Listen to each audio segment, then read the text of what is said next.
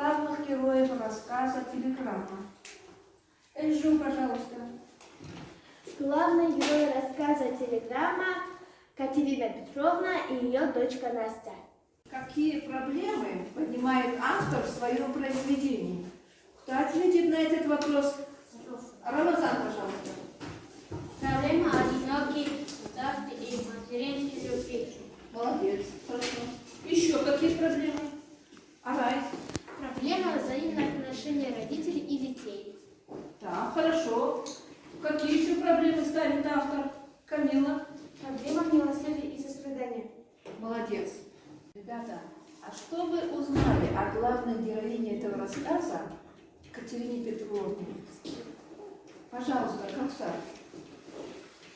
Это маленькая, старая, сгорбленная и беззащитная женщина. Она живет в старом доме, который построил ее отец, известный художник. Почему же беззащитная Катерина Петровна? Пожалуйста, Толпа.